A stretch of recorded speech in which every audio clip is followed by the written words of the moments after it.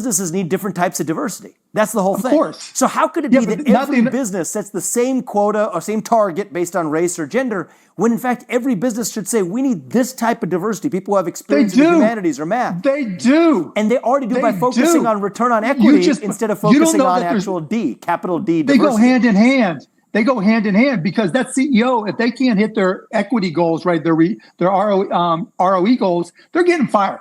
Right, they're gone. So that's what it comes down to, the ROE goals, the return on equity goal, which means there's a million factors you got to cover. Why do you want one blanket category of diversity? It's not one blanket strategy. No CEO would have a clue. Because it's it doesn't. It's the same. You're hoping it does. Race and gender is what it always comes down to, or sexuality now too. During an episode of his podcast, Truth, Vivek Ramaswamy hosted Mark Cuban for an engaging discussion on a variety of topics. But the conversation took a fiery turn when they debated DEI, diversity, equity, and inclusion. Vivek, known for his sharp reasoning and no-nonsense approach, presented arguments so compelling that Cuban found himself struggling to keep pace. This heated debate is both captivating and thought-provoking. Let's dive right in and see Vivek in action as he takes on Mark Cuban in this unforgettable exchange. In some years, they actually reduced the number of people you would think would benefit from DEI, right? Based off of the traditional DEI views. And that's accurate. What you just said is accurate. It's fact. Right. So why bother to specify that target or goal in the first place? Because your point is they're not even meeting it. And you're right about that in many companies. When you say they're not meeting it, that's just confirmation that it's not a quota. Because a lot of people will take that number and project that as a quota. Why would they do it? It's a quota, but they never meet it. None of the companies ever meet it. So what's the purpose of setting that goal on the basis of race or gender in the first place, Mark? When you talk about portfolio management in your company, right? And you talked about you're going to have failures and you're going to have successes. And you probably had a target for your return on equity that you wanted to get, right? And so you said, I've raised this money, I'm investing this money, we're going to have hits and misses, and our target return is 23%. Same thing, right? Good companies look at their employees as capital, right? As intellectual capital. And where you want to have a better portfolio outcome for your intellectual capital, there's certain things that you want to see happen. One of them is diversity. And now when I talk about diversity, and I've put this up on Twitter, that means going out there and just like you look for the best ARBs across all bio companies, right? You didn't care where they were located, looking for the best employee, the most capable employee means turning over rocks where other people don't look. And you probably found some of your best deals by looking where others don't look. And I found some of my best employees by looking where others don't look. I agree with you so far, but why denominate it based on race? Why take this top-down category and I'll tell you why it gets under my skin is I think it causes us to be more divided when we see each other on the basis of our skin. Yeah, I'm going to disagree. Okay, so let's go to your point, right? Yeah. Let's go to your question. Let's just say I'm looking at a drug company, Roivant. How did you pronounce your company name? Roivant was my first company. Yeah. Roivant, right. So I have Roivant. And I recognize that for cancer drugs, they're all ignoring them. Everybody's ignoring cancer. So I'm going to set a target for cancer drugs because I know everybody else isn't looking there. Yeah. They're missing it. And so I'm going to go where these cancer drugs are being made, where they're not making enough an investment in them. And I'm going to go to focus, not necessarily focus there, but I'm going to extend my ARB reach and my look to include those cancer drugs from companies I think don't do a good job of figuring out the value in that drug. That is what D in diversity is. It's saying, look, there's a lot of women, Black, Asian, whatever it may be, people that I think are not being recruited. That there are a lot of people who may not have the best test scores from the best school, but they may have a lot of soft skills from their experiences. And I'm going to go out and I'm going to find... What's the E? Okay, let me finish this point, right? Yep. We'll play forward. So I'll get to the E, right? I'm going to go and find the best possible candidates that I can. And they're going to compete with everybody else. Just like when you at Roivant, you compete with your cancer drugs, have to compete in potential return for the non-cancer drugs, right? And so in my diversity, when I go out and I look at this, I'm going to say this person, this woman, African-American woman who was from this small school that I've never recruited at. She's brilliant. And when I compare her to other people that I might hire, she's better. Now, this other person, African American, another small school I typically don't recruit at, they may not be good enough. I'm not going to hire them just because they're black from a small school that nobody else recruited at. They have to qualify. So then when I hired this African American woman from this small school, because she has amazing soft skills, maybe not the best test scores, that's where equity comes in. Mark Cuban's argument sounds like he's advocating for meritocracy rather than DEI, diversity, equity, and inclusion policies. The way he describes it, hiring someone with soft skills, unique experiences, or talents that don't necessarily come from traditional qualifications, that's not what DEI typically represents in practice. DEI policies often emphasize hiring based on factors like race or gender to meet diversity goals, even when candidates are equally or less qualified compared to others. The real issue conservatives have with DEI is the prioritization of identity over merit. Imagine two candidates, one with better qualifications but not a minority, and another who meets a diversity quota. When the less qualified candidate is chosen solely for diversity's sake, it creates frustration and undermines the idea of earning a position based on skills or achievements. Mark Cuban is conflating two different concepts here. Hiring someone because they possess unique abilities or potential, even if their qualifications don't come from a top school, is merit-based.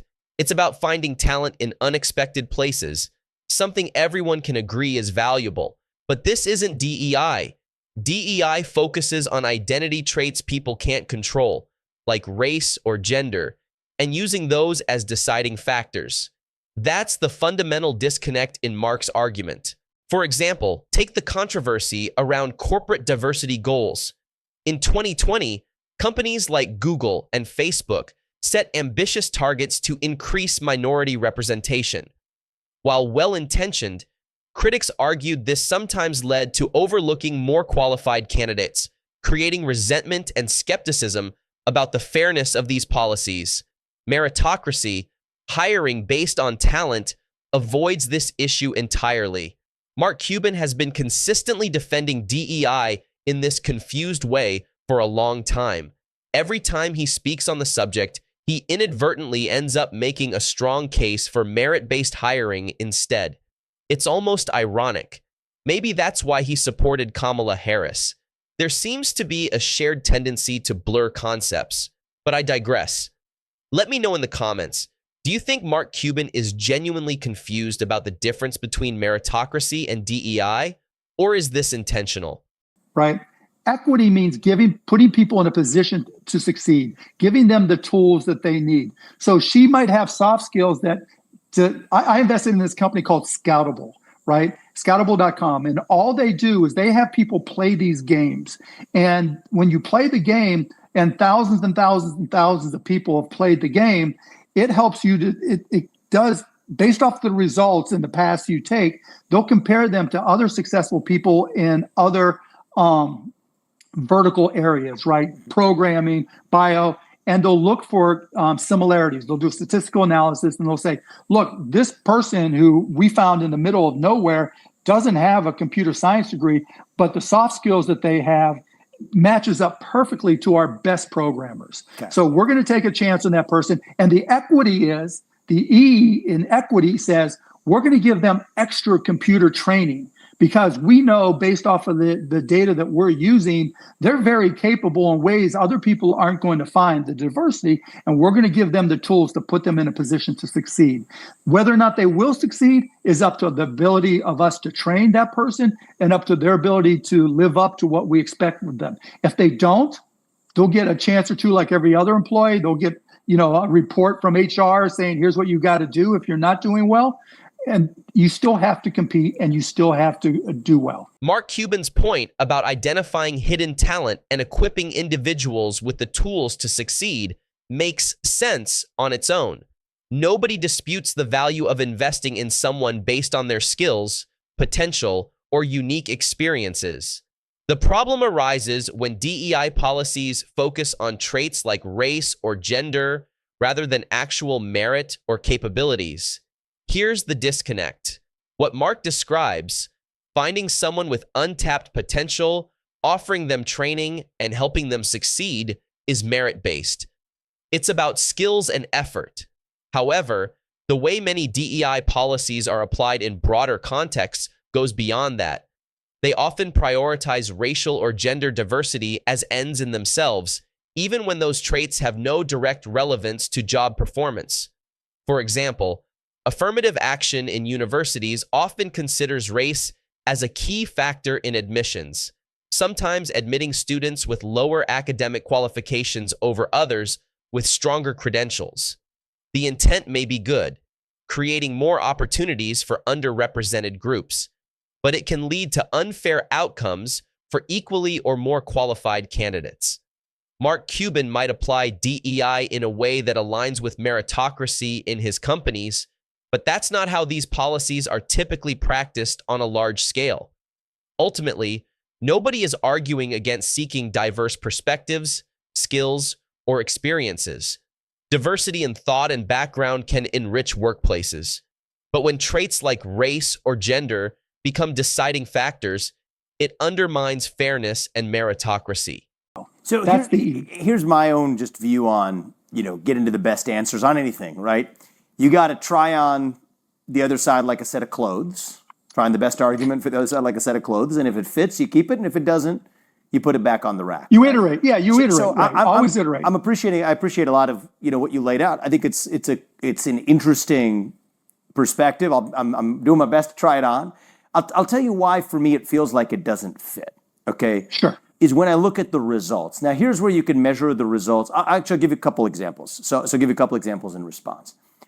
One is one of the areas where you look at results of whether you believe you actually have a true meritocracy or not, where you could actually get the actual numbers to do this, is when you apply that same philosophy to the level of universities. So I know you're talking about it from the level of Two different worlds. Okay. Two different worlds. All right, so you do have different views then. You do have different views. Oh, yeah. Look, I think I've said this you think about online the number too, of kids who are like Asian kids who can't get into a university because they got a 1600 on their SAT. Two different worlds. Good at sports, good at musical instruments, and can't get to even their safety school. That is a direct product of a lot of the targets, even not hard quotas, but soft targets that these universities have set. Academics are different because the goal is different. All right, so we're on the same page. So we're already on the same page there. All right, so universities. So you're agreeing with me that DEI. So first of all, let's make sure we're on the same page. You're agreeing with me that DEI is good for business. No, I'm not agreeing with you there. I'm not agreeing. I didn't hear any. Well, because I was going to go to the universities, but it sounds like we agree on the universities. But let me. Look, if it were up to me, universities have too much overhead. So I think here's what I would say is on your definition of DEI and the way you define it,